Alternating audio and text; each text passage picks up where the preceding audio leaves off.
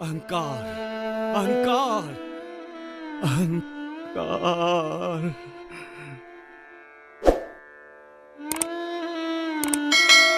जिसे अहंकार नहीं होता उसे न मान की फिक्र होती है न अपमान की।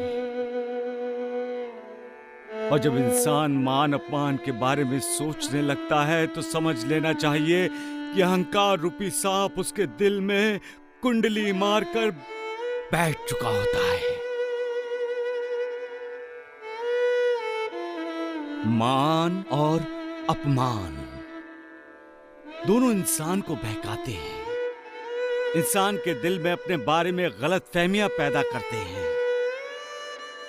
जब कोई इंसान झुकता है उसे अपना मान समझता है और कोई जब झुकता नहीं तब उसे अपना अपमान समझता है।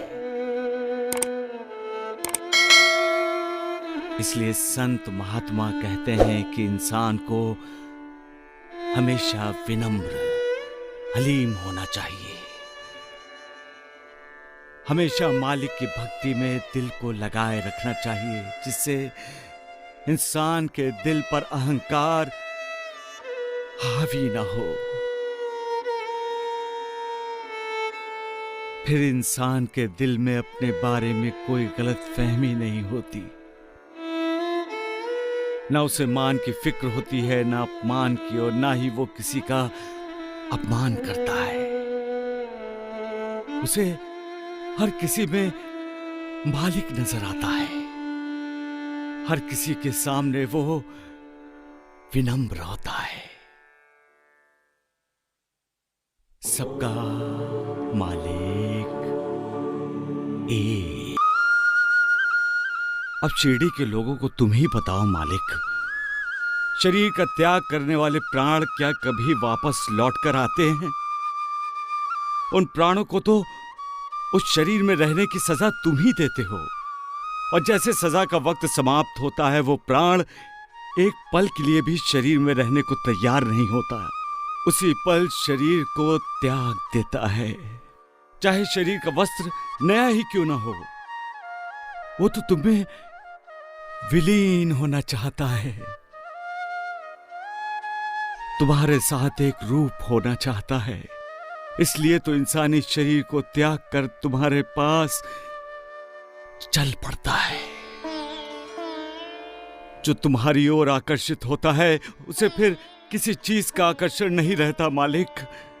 जो तुम्हारी भक्ति में लीन होता है वो सब कुछ भूल जाता है, उसे फिर किसी चीज की आसक्ति नहीं रहती।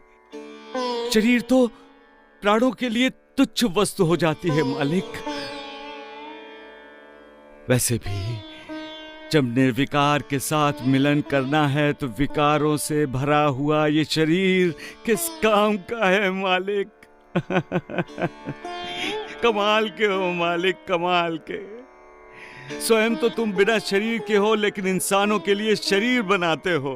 वाह रे मालिक, और शरीर क्यों देते हो मालिक? विकारों से बुना हुआ शरीर का ये वस्त्र पहनकर इंसान विकारों से लड़ता रहे, हर परीक्षा में खरा उतरता रहे, हर प्रकार की अग्नि परीक्षा देकर तब जाए और फिर तुम्हारी भक्ति करके अपना उद्धार कर सके। सबका मालिक एक।